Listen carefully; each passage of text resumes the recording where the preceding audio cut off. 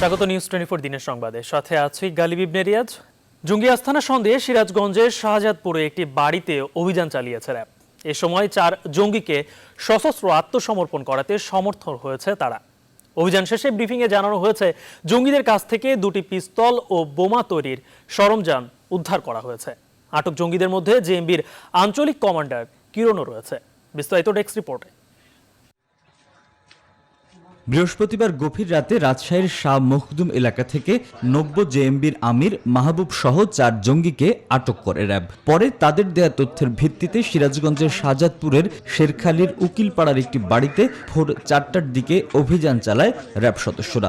এ সময় উপস্থিতি টের পেয়ে বাড়িটির ভেতর থেকে গুলিবর্ষণ করে তারা। পরে র্যাবও পাল্টা গুলি চালায়। হতাহত এড়াতে কৌশল পরিবর্তন করে র্যাব। ঢাকা থেকে বোমা নিষ্ক্রিয় ইউনিট ঘটনাস্থলে পৌঁছায়। সুসজ্জিত হয়ে সকাল 10টায় আনুষ্ঠানিকভাবে অভিযানে নামে র্যাব। এ সময় কোনো হতাহত ছাড়াই অস্ত্রসহ 4 জঙ্গিকে আত্মসমর্পণ করাতে সক্ষম হয় তারা। রাজশাহীর অভিযানে গ্রেফতার করেছি আমরা 4 জনকে। যখন আমাদের উপরে হামলা হয়, আমরা তৎক্ষণাৎ আত্মরক্ষার্থে আমরা একটা নিরাপদ আশ্রয়স্থানে চলে আসি। তবে বাড়িওয়ালার নাম পেয়েছি আমরা এবং তার বাড়িওয়ালার অন্যতম আত্মীয় ভাইরা যিনি আমাদের হেফাজতে আছেন। র্যাব জানায় বিভিন্ন জঙ্গি কর্মকাণ্ড পরিচালনার উদ্দেশ্যে বাড়িটিতে প্রশিক্ষণ নিচ্ছিল জঙ্গিরা। এখানে তাদের কোনো অস্ত্র বা গোলা বারুদের আস্তানা নেই, তবে এখানে তারা কিছু প্রশিক্ষণ সামগ্রী, বিশেষ করে যেগুলা বোমা তৈরিতে প্রশিক্ষণ, জিহাদি প্রশিক্ষণ, এই সংক্রান্ত কিছু বই, কিছু পতাকা রাজশাহীতেও পাওয়া গেছে, এখানেও পাওয়া গেছে। অধিকতর তথ্য জানতে আটককৃতদের আরও জিজ্ঞাসাবাদ করা হবে বলেও জানায় RAB. Desk report, news 24। Pfizer মডার্নার পর এবার নিজেদের সফলতার বার্তা দিল অক্সফোর্ডের করোনা ভ্যাকসিন। বয়স্কদের উপর টিকাটি শক্তিশালী অ্যান্টিবডি তৈরি করতে সক্ষম হয়েছে বলে দাবি তাদের। এদিকে শুক্রবার ফাইজার তাদের ভ্যাকসিনের অনুমোদনের আবেদন করবে বলে জানিয়েছেন বিদায়ী মার্কিন ভাইস প্রেসিডেন্ট মাইক পেন্স। আর বৃহস্পতিবার ব্রাজিলে পৌঁছেছে চীনা ভ্যাকসিন সিনোভ্যাকের প্রথম ডোজ। নিবির আমিনের ডেস্ক রিপোর্ট। করোনা মহামারীর শুরু থেকেই সবচেয়ে ঝুঁকিপূর্ণদের কাতারে দেখা হয় বয়স্কদের।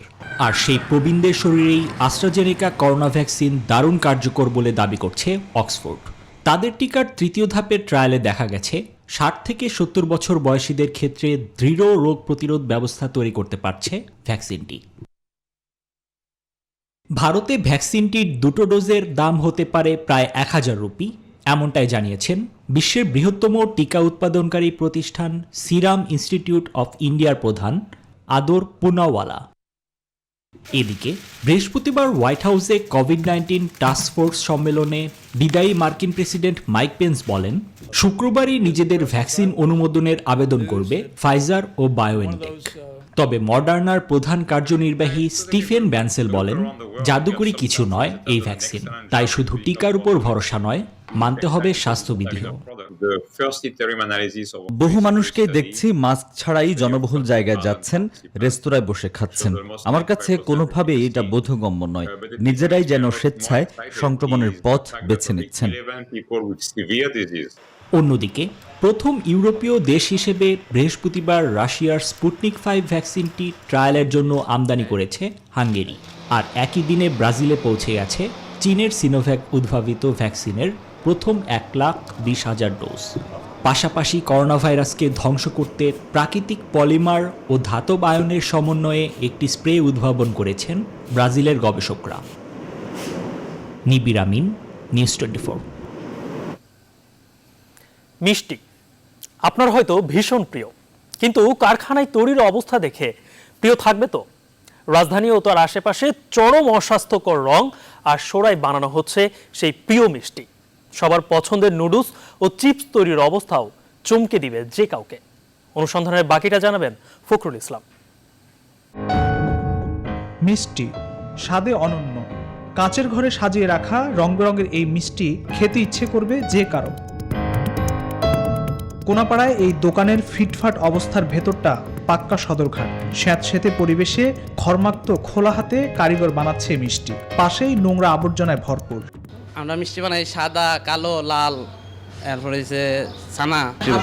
হাতে নোংরা না? না, হাত আমরা পরিষ্কার আছে, এই যে আমরা মুখ হাত। চমক আছে কামরাঙ্গীরচরের এই মিষ্টি কারখানায়ও। দেখে খুব সুন্দর, ফিটফাট, কারিগররা মিষ্টি ভাবছেন।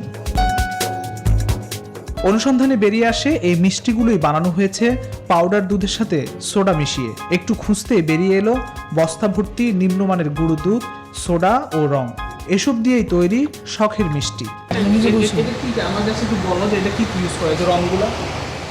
রং না তো, এই যে রং, বিভিন্ন ধরনের রংগুলো। এটা আপনি তো দেখতেই আছেন, আমি কি বলবো? রং না, এটা তো রং না, এটা আমরা লাগলে ব্যবহার করুন না, এটা করুন না, এই তো কথা। পাশের আরেক কারখানায় তো যাচ্ছে তাই অবস্থা, কিন্তু মালিক বেশ মাস্তান গোছের। স্যাঁতসেঁতে অন্ধকার ঘরে তৈরি করছে মিষ্টি, আছে পোকামাকড়ও। এইসব নিয়ে কারখানা মালিককে প্রশ্ন করতেই চটে যান তিনি। মনে করেন যে আপনারটা সবচেয়ে ভালো, না, আমারটা সবচেয়ে ভালো না। যে আপনারটা খারাপ, তাও আপনি বলতে হ্যাঁ, আমারটা খারাপ। আমাদের মতো দোকানে কোনো দোকানে মিষ্টি নাই। এবার গন্তব্য চিপসের কারখানায়। মাতোয়েলের গ্যাস রোডে কারখানার বাহিরে তালা ঝুলিয়ে ভেতরে কাজ চলছে। অনেক চেষ্টার পর ভেতরে ঢুকতেই চোখে পড়ে অস্বাস্থ্যকর সব ছবি। আটার সঙ্গে রং, সোডা ও হাইড্রোস মিশিয়ে চিপসের কাঁচামাল তৈরি করছে কর্মীরা। পরে তা মেশিনে দিলেই বের হচ্ছে চিপস। সেই ভেজা চিপস মেশিন থেকে গিয়ে পড়ছে মেঝেতে। এসবই আবার পাশের রুমে ধুলোবালিতে ঠাসা মেঝেতে শুকাচ্ছে। আছে পায়ের ব্যবহারও। সততা চিপস। কি বানানো? চিপস কিভাবে, কি কি দিয়ে বানানো? এই যে ময়দা, তারপরে হলো খাবার সোডা, অ্যামোনিয়া আর হলুদ কালার। একই অবস্থায় কামরাঙ্গীরচরে বানাচ্ছে নুডলস। শুকানো থেকে প্যাকেটজাত, সব ক্ষেত্রে অস্বাস্থ্যকর অবস্থায় জনপ্রিয় নুডলস। যেগুলো মানব শরীরের জন্য উপযোগী না, এই ধরনের কেমিক্যাল যদি কেউ ব্যবহার করে থাকে, এটা অবশ্যই আমাদের যে কোনো রোগের সৃষ্টি করতে পারে। আমরা তাদের বিরুদ্ধে অচিরেই শক্ত পদক্ষেপ নেব। এসব ভেজালকারীদের বিরুদ্ধে আরও কঠোর ব্যবস্থা নেওয়ার দাবি বিশেষজ্ঞদের। ফখরুল ইসলাম, নিউজ 24, ঢাকা। মহামারী করোনায় ঢাকা বিশ্ববিদ্যালয়ের সব বিভাগের ক্লাস পরীক্ষা বন্ধ থাকলেও কর্তৃপক্ষকে না জানিয়ে ব্যবসা শিক্ষা অনুষদের সন্ধ্যাকালীন ভর্তি পরীক্ষা শেষ পর্যন্ত বাতিল করা হয়েছে। শুক্রবারে এই বিভাগে ভর্তি পরীক্ষা হবার কথা থাকলেও শিক্ষার্থীরা পরীক্ষা কেন্দ্রে গিয়ে ফেরত আসে। পূর্ব ঘোষিত তারিখে পরীক্ষা শুরুর কিছুক্ষণ আগে শিক্ষার্থীদের SMS করে জানানো হয় পরীক্ষা আজ হচ্ছে না। গত বছর ঢাকা বিশ্ববিদ্যালয়ের সমাবর্তনে দেওয়া বক্তব্যে রাষ্ট্রপতি মোহাম্মদ আব্দুল হামিদ সন্ধ্যা কোর্সের সমালোচনা করার পর এসব কোর্সের যৌক্তিকতা যাচাই ও পর্যালোচনা করার জন্য বিশ্ববিদ্যালয়ের 5টি অনুষদের ডিনদের নিয়ে একটি কমিটি করা হয়। কমিটির সমন্বিত নীতিমালা প্রণয়নের সুপারিশ গৃহীত না হওয়া পর্যন্ত সান্ধ্যকালীন কোর্স বন্ধের সুপারিশ করা হয়, যা একাডেমিক কাউন্সিলের সভায় সিদ্ধান্ত হয়। সবচেয়ে বেশি সান্ধ্য কোর্স আছে ব্যবসা শিক্ষা অনুষদে। এসব কোর্সে প্রতি বছর 45টি ব্যাচে 2965 জন শিক্ষার্থী ভর্তি হন। ক্লাস নেন 230 জন শিক্ষক। আমাদের আধা ঘন্টা আগে আমাদের SMS করে জানানো হলো যে পরীক্ষা হবে না। এটা তো কোনোভাবেই কাম্য নয়। সারা দেশ থেকে যেভাবে স্টুডেন্ট এসছে পরীক্ষা দেওয়ার জন্য, কিন্তু এসে দেখলো যে এখন পরীক্ষা হবে না আধা ঘন্টা আগে। আজকে ইভিনিং MBA ঢাকা ইউনিভার্সিটির পরীক্ষা হওয়ার কথা ছিল, কিন্তু অনিবার্য কারণবশত হয়নি। আওয়ামী লীগ সাধারণ সম্পাদক ওবায়দুল কাদের বলেছেন, বিএনপির নেতারা কর্মীদের পাশে থাকে না বলে তাদের আন্দোলন সফল হয় না। দুপুরে গণমাধ্যমে পাঠানো এক ভিডিও বার্তায় তিনি একথা বলেন। দল ক্ষমতায় থাকলে সবসময় কিছু আগোছা পরগাছা ঢুকে পড়ে, আমি এটা স্বীকার করি, কিন্তু এই ব্যাপারে আমরা অত্যন্ত সচেতন। যারাই দলের নাম ভাঙিয়ে অপকর্ম করে তাদের বিরুদ্ধে ব্যবস্থা নিতে মোটেও কার্পণ্য করা হয় না। দুর্বৃত্তদের কোনো দল নেই, তাদের নেই দলীয় পরিচয়। দলের নাম ভাঙিয়ে অনিয়মের আশ্রয় নিয়ে ভাগ্য বদলাতে আওয়ামী লীগ কখনো কাউকে সুযোগ দেয়নি, ভবিষ্যতেও দেবে না। দিনের সংবাদে নিচ্ছে একটি বিরতি, সঙ্গেই থাকুন। বিরতির পর আবারও স্বাগত দিনের সংবাদে। আপনারা দেখছেন নিউজ 24। জাতির পিতা বঙ্গবন্ধু শেখ মুজিবুর রহমানের প্রতিকৃতিতে ফুল দিয়ে শ্রদ্ধা জানিয়েছেন ঢাকা দক্ষিণ আওয়ামী লীগের নবনির্বাচিত পূর্ণাঙ্গ কমিটি। শুক্রবার সকালে দক্ষিণ আওয়ামী লীগের সভাপতি আবু আহমদ মান্নফি ও সাধারণ সম্পাদক হুমায়ুন কবিরের নেতৃত্বে পূর্ণাঙ্গ কমিটি ধানমন্ডি 32-এ জাতির পিতার প্রতিকৃতিতে শ্রদ্ধা জানায়। সম্মেলনের প্রায় এক বছর পর বৃহস্পতিবার সন্ধ্যায় আওয়ামী লীগের সাধারণ সম্পাদক ওবায়দুল কাদেরের স্বাক্ষরিত প্রেস বিজ্ঞপ্তিতে কমিটি ঘোষণা করা হয়।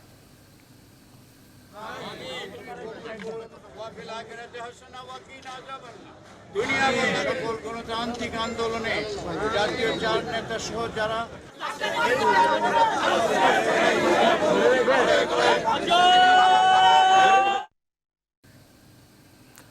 প্রভাবশালী ব্যবসায়ী ও রাজনৈতিক দলের নেতাদের স্বার্থেই পরিত্যক্ত এবং ঝুঁকিপূর্ণ ঘোষণার পরও ভাঙা যাচ্ছে না ঢাকা উত্তর সিটি কর্পোরেশনের 6 মার্কেটের 9 ভবন।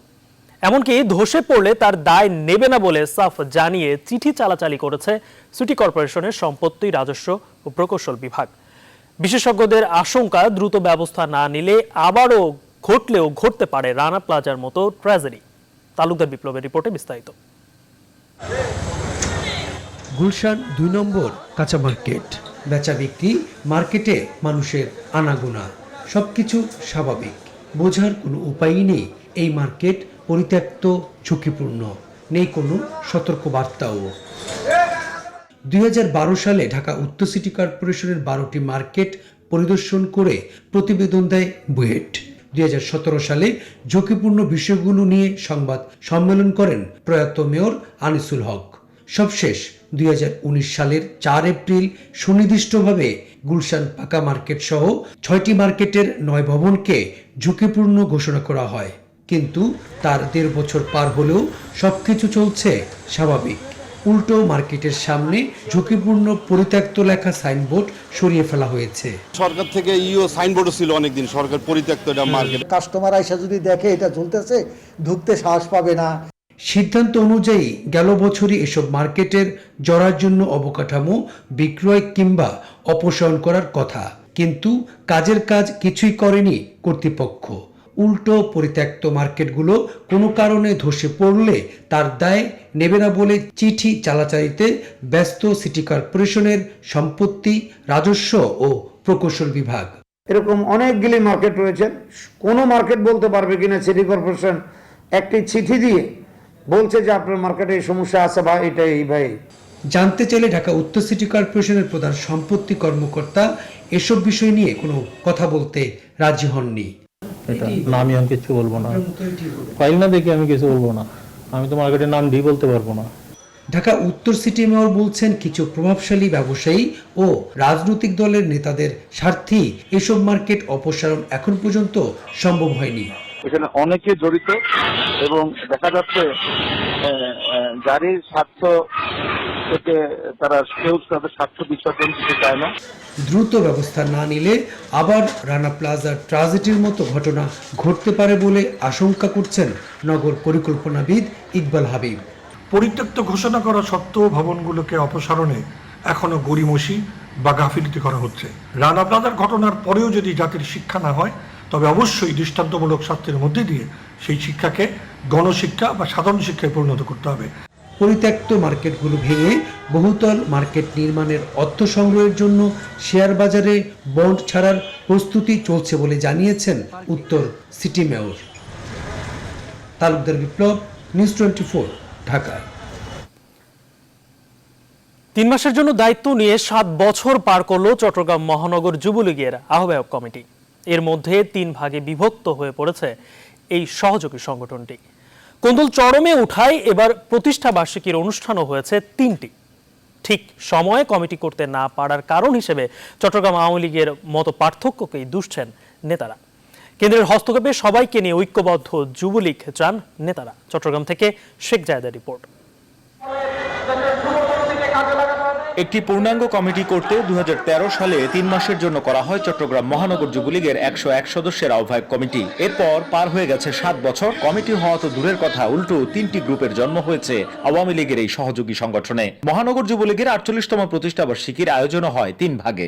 দলের সাধারণ সম্পাদক হয়ে যাবে, তাদের মধ্যে এই দ্বিধাদ্বন্দ্বের কারণে অনেকে একজন একাই আওয়ামী লীগের সাথে প্রোগ্রাম করছে, আবার 4 জন মিলে আলাদা প্রোগ্রাম করছে। আমাদের কমিটি 7 বছর হয়েছে, তা আমরা অনেকেই আমরা এখন মূল সংগঠন করব সেটা ভাবছি।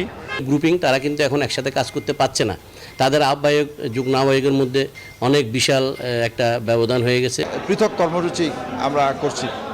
আমাদের মুরব্বী সংগঠন এবং মুরব্বী নেতৃবৃন্দ এগুলো অবহিত আছেন আমাদের এই সকল ব্যাপারগুলো। কোন্দলকে নেতৃত্বের প্রতিযোগিতা আখ্যা দিয়ে এবং নিজের ব্যর্থতার দায় স্বীকার করে বর্তমান আহ্বায়ক বলছেন সংগঠন নিয়ে সামনের দিকে এগোতে চান তারা।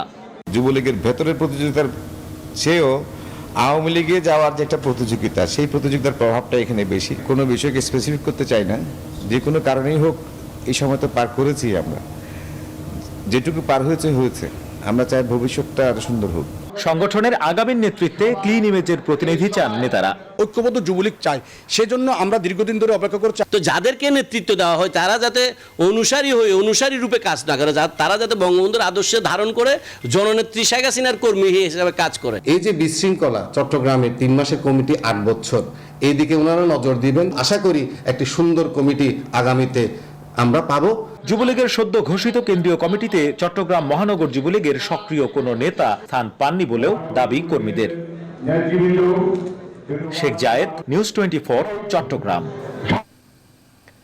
বিএনপিকে ভয় পায় বলেই ওবায়দুল কাদের বিএনপির আন্দোলনের সক্ষমতা নিয়ে সমালোচনা করেন বলে অভিযোগ করেছেন বিএনপির স্থায়ী কমিটির সভাপতি বেগম সলিমা রহমান। শুক্রবার ঢাকা রিপোর্টার্স ইউনিটির মিলনায়তনে এক আলোচনা সভায় তিনি এই মন্তব্য করেন। শুধু ক্ষমতা দখল করে নয়, তারা নির্যাতন, হামলা, মামলা দুঃসহ দিয়ে আজকে বাংলাদেশের জাতীয় দলের নেতাকর্মীকে তারা হামলা মামলা দিয়ে তারা চেষ্টা করছে ধ্বংস করে দেওয়ার জন্য। দিনের সংবাদে নিচ্ছে আরো একটি বিরতি, সঙ্গেই থাকুন। বিরতির পর আবারও স্বাগত, আপনারা দেখছেন নিউজ 24 দিনের সংবাদ। খুলনায় তৃণমূল দলকে গতিশীল করার জন্য মাঠে নেমেছে জাতীয় পার্টি। দলে গতি ফেরাতে 51 সদস্যের মহানগর সম্মেলন প্রস্তুত কমিটি গঠন করা হয়েছে। নেতাকর্মীরা বলছেন, কাউন্সিলের মাধ্যমে তৃণমূলের শক্তিশালী কমিটি গঠন করতে পারলে সাংগঠনিক ভিত মজবুত করা সম্ভব হবে। শামসুজ্জামান শাহিনের তথ্যচিত্রে ডেস্ক রিপোর্ট। 2018 সালে খুলনা সিটি নির্বাচনে প্রার্থীর মনোনয়ন নিয়ে জাতীয় পার্টির নেতাকর্মীদের মধ্যে মতবিরোধ দেখা দেয়। মহানগর কমিটির অধিকাংশ সিনিয়র নেতা স্বেচ্ছায় দল থেকে অব্যাহতি নেন। সিনিয়র সহসভাপতি, যুগ্ম সাধারণ সম্পাদক সহ শতাধিক নেতাকর্মী পদত্যাগ করেন। এরপর দলের সাংগঠনিক ভিত মজবুত করতে কয়েক দফা উদ্যোগ নেওয়া হলেও তা সফল হয়নি। তবে তৃণমূলে দলকে গতিশীল করার জন্য ওইসব পদত্যাগী নেতাদের দলে ফেরাতে উদ্যোগ নেওয়া হয়েছে। দলের প্রবীণ নেতা অ্যাডভোকেট মঞ্জুরুল আলমকে আহ্বায়ক করে 51 সদস্যের সম্মেলন প্রস্তুত কমিটি গঠন করা হয়েছে। একই সাথে দল গোছাতে দিবসভিত্তিক কর্মসূচি ও অঙ্গ সংগঠনের সম্মেলন সহ সাংগঠনিক কর্মকাণ্ড জোরদার করেছে জাতীয় পার্টি। পরিবাহী যারা আছে রাষ্ট্র কমিটি, সেইভাবে উপদেশ নির্দেশ সেইভাবে দেওয়া হচ্ছে আর কি। এবং এতে কিছু কর্মচাঞ্চল্য বেড়েছে ঠিকই, এবং অনেক আগ্রহ পাওয়া যাচ্ছে লোকের, এবং যাদের দল ছেড়েছিল সে বিএনপি যা কাজে হোক তা আবার আগ্রহ প্রকাশ করছে দলে ফিরে আসার। নেতাকর্মীদের অভিযোগ, আহ্বায়ক কমিটিতে বিতর্কিত নেতা ও থানা কমিটির নামে পকেট কমিটি গঠন করা হয়েছে। খুলনায় একক ক্ষমতা ধরে রাখতে দলের মধ্যে ষড়যন্ত্র চলছে।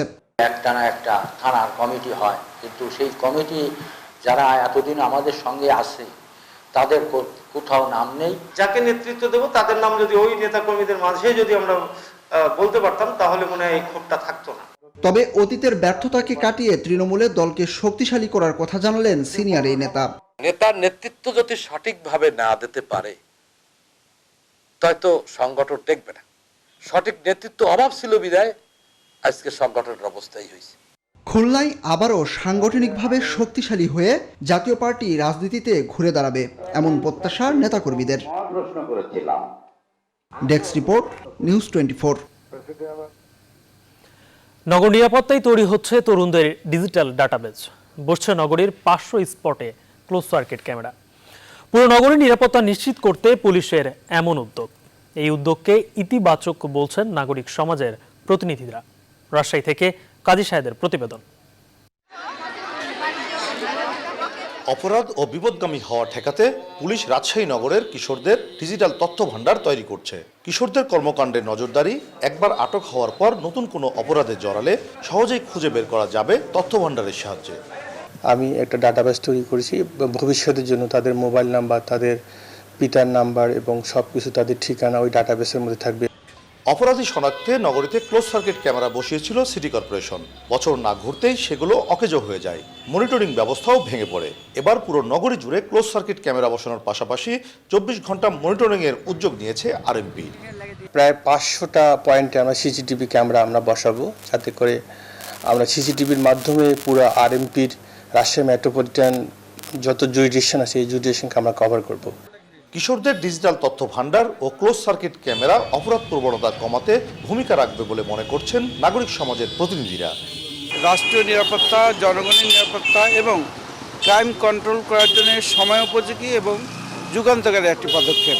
এটা অবশ্যই একটা কার্যকর উদ্যোগ এবং আইন শৃঙ্খলা পরিস্থিতি আমি মনে করি অবশ্যই এতে অনেক উন্নতি ঘটবে। সব ধরনের অপরাধ প্রবণতা কমাতে পুলিশের পক্ষ থেকে উদ্যোগ নেওয়া হচ্ছে। নাগরিকদেরও সচেতন হওয়ার আহ্বান জানিয়েছেন আরএমপি কমিশনার। কাজী শাহেদ, নিউজ 24, রাজশাহী। নারায়ণগঞ্জ থেকে চাঁদপুরগামী একটি যাত্রীবাহী লঞ্চে ডাকাতির ঘটনা ঘটেছে। বৃহস্পতিবার মধ্যরাতে মেঘনা নদীর মোহনায় এই ঘটনা ঘটে। গজরিয়া নৌ পুলিশ ফাঁড়ির ইনচার্জ মুজিবুর রহমান জানান, প্রায় 150 যাত্রী নিয়ে রাত 9টার দিকে নারায়ণগঞ্জ থেকে চাঁদপুরের মতলবের উদ্দেশ্যে ছেড়ে যায় এমভি মকবুল 2 নামের যাত্রীবাহী লঞ্চটি। পথে দিনগত রাত 11:15টার দিকে মেঘনা নদীর মোহনায় 60 নল এলাকায় পৌঁছালে স্পিডবোটে করে 8-10 জন ডাকাত দেশীয় অস্ত্র হাতে লঞ্চে প্রবেশ করে। এ সময় যাত্রীদের কাছ থেকে প্রায় 30টি মোবাইল ফোন, কয়েক লাখ টাকা ও মালামাল নিয়ে পালিয়ে যায়। খবর পেয়ে তাৎক্ষণিকভাবে ঘটনাস্থলে যায় নৌ পুলিশ, তবে এ ঘটনায় এখনো কাউকে আটক করা সম্ভব হয়নি।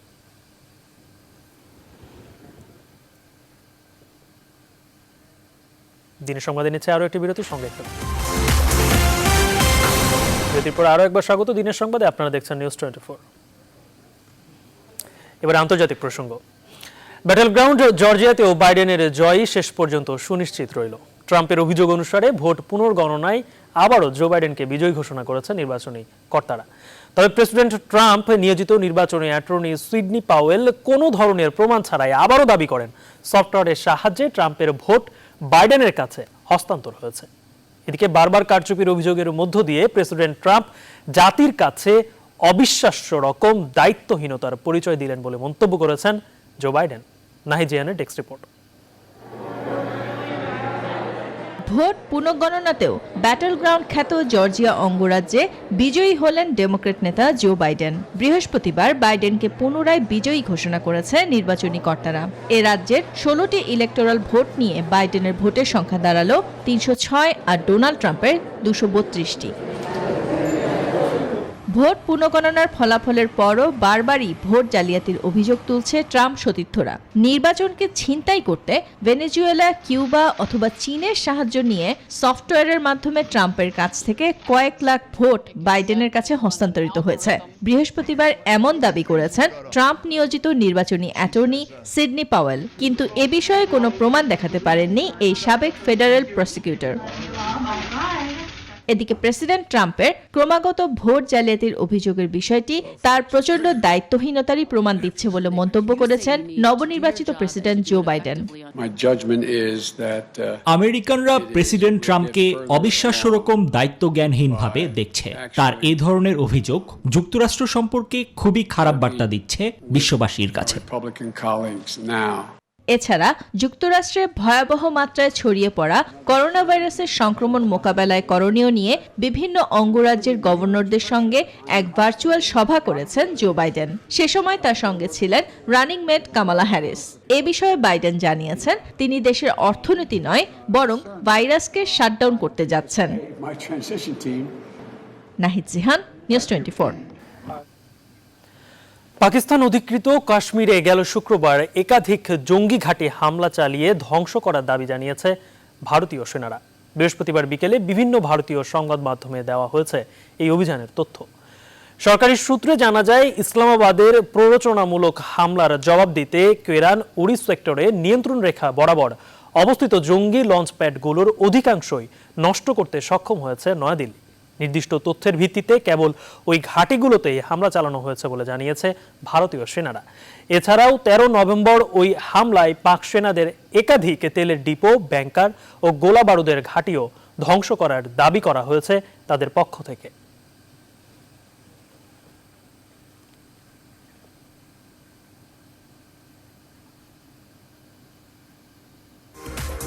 এখন এ পর্যন্তই। আপনারা দেখছেন নিউজ 24, সাথে থাকায় ধন্যবাদ সবাইকে।